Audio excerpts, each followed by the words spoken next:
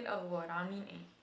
عايزه اتكلم معاكم في نقطه، سواء انت طالب جامعه او سواء انت طالب ثانويه عامه ولسه ما بداتش، او انت طالب جامعه ولسه ما ذاكرتش ولا اولى جامعه بقى وما ذاكرتش بقى من المحاضرات، واخد فكره ان انت هتلم في الفاينل وطالما الامتحان مش بكره يبقى انا تمام. والكلام ده كله عايزين نتكلم فيه واحده واحده، عشان انا اكتشفت ان انتوا بتوعكوا الدنيا.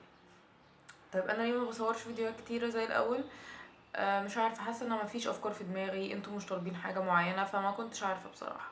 بس انا لما لقيت ان كذا حد كلمني على حوار ان هو طالب ثانويه عامه ولسه ما بدأش وبقى مراكم، وان سواء انت اولى جامعه ولسه ما لمتش او لسه ما ذاكرتش ومن اول اسبوعين انت منفوخ في الكليه، فحابه اتكلم معاكم شويه كتار بقى عن حوار المذاكره. جيب كوبايه قهوه او كوبايه شاي واقعد بقى ايه، اكتب كده بقى بالورقه والقلم اللي انا هقوله.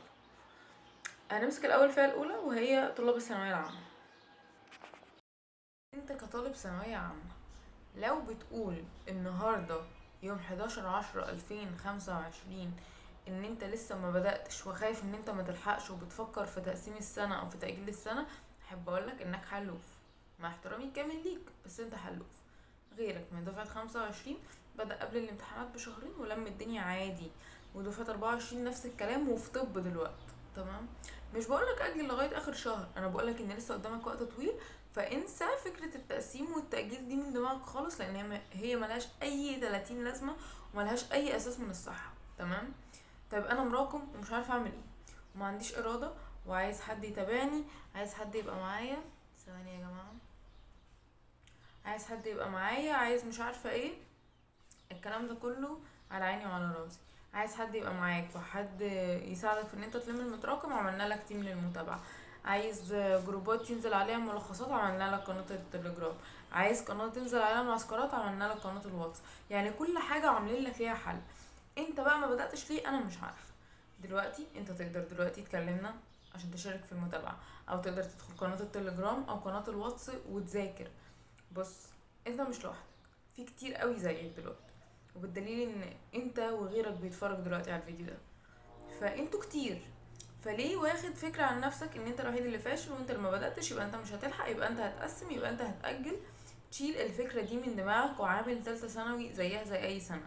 ما توقفش حياتك، ذاكر، اعمل اللي عليك، اخرج عني مع صحابك، روح الجيم، شوف حياتك. ما توقفهاش على ثانوية عامة وتقول اصل دي سنة مهمة ولما جبتش فيها مش هيحصل لا، مفيش حاجة اسمها دي خالص، يعني اللي انت بتقوله ده كله عك. تمام؟ غيرك وقف حياته، واحب اقولك هو دلوقتي في معهد وجايب 53%. تمام؟ وزعلان ان هو ما يعني ان هو وقف حياته ساعتها، مش زعلان على المجموعة قد ما هو زعلان ان هو وقف حياته وفي الاخر ما جابش نتيجة. عيش حياتك. سنة تالتة ثانوي ممكن تشوفها وحشة وهتعدي بيها بحاجات كتير قوي، انت داخل شخصية وتطلع منها شخصية تانية خالص، ولكن انا عايزة اقولك ان دي احسن سنة هتعدي عليك. مش من ناحية الدراسة وضغط الدراسة، بس من ناحية ان دي اخر مرة في كل حاجة، يعني اخر مرة تبقى بتاخد مصروف من بابا وماما، اخر مرة تبقى تشوف صحابك كل يوم، اخر مرة للخروج من غير حساب. هتقولي لا بيبقى في حساب، هقولك لا. انت مجرد ما تدخل الجامعة هتحس ان انت عالة على اهلك، وان انت عايز تشتغل، وان انت حاسس ان انت تقيل عليهم، وان انت مش عارفة ايه. فمتهيألك بجد تالت سنة اخر سنة هتعيشها كطفل، كان انت بقى ماما بتصحيك وتعملك الفطار والكلام ده. ما بعد ذلك كله اعتمد ان انت تعتمد على نفسك.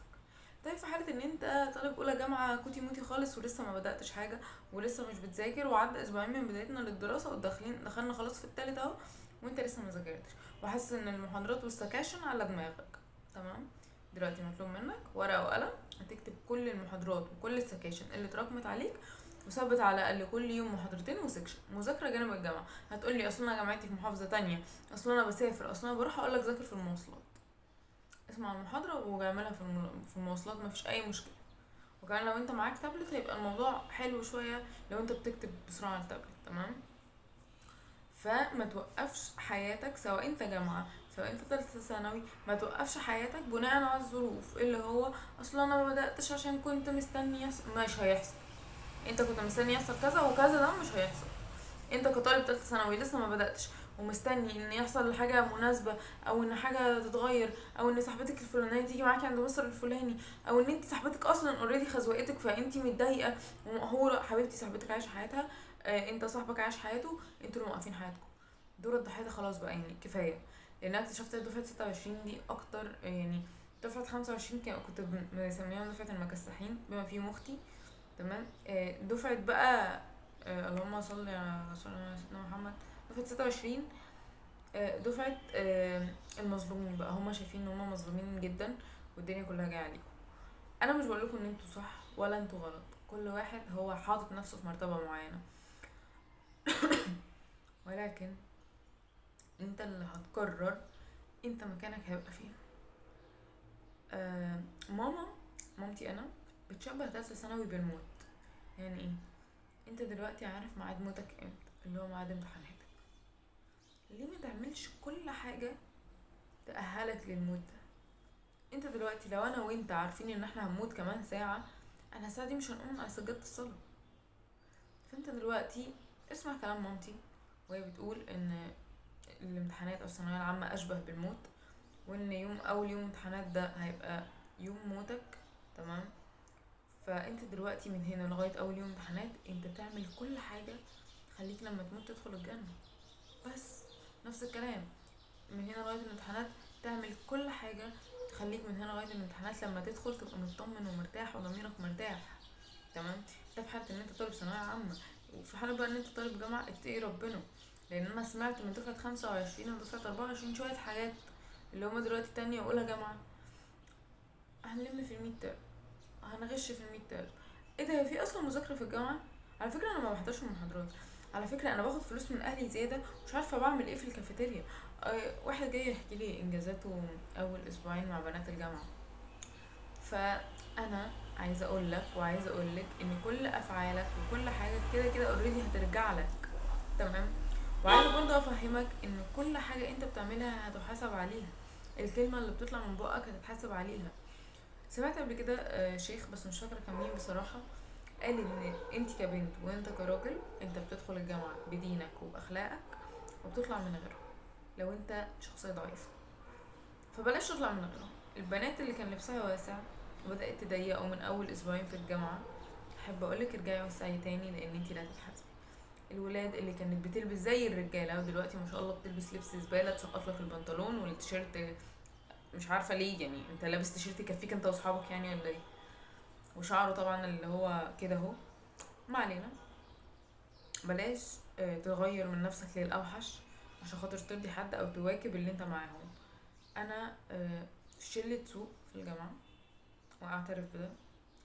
مش عارفة هم عامة ما بيشوفوش فيديوهاتي بس حتى لو شافوها مش فارقة معايا. الشلة دي هم بيرجعوا لورا في كل حاجة. ولما بدأت انغمس معاهم كنت بدأت ارجع لورا. بدأت اشد نفسي تاني. ليا واحدة صاحبتي هي عامة عارفة نفسها، بدأت تشدني منهم غصب عني. الأول ما كنتش موافقة لأن أنا ما بحبش حد يتحكم فيا. بدأت تشدني منهم وده عجبني لأن هي خلاص بدأت أتشد منهم تاني. فأنا عايزة أقول لكم أنت اللي بتختار أنت هتكون فين بعد 5 سنين. أفعالك اللي أنت بتعملها دلوقتي دي هتبقى أنت بعد 5 سنين.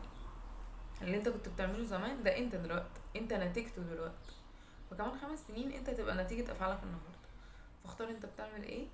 ولو انت حابب تبدأ شغل اونلاين سواء تريدينج سواء ماركتينج، ولو انت طالب ثانوية عامة، كل قنوات التليجرام وجروبات الواتس وكل حاجة هتبقى تحت في اول كومنت مثبت. سلام.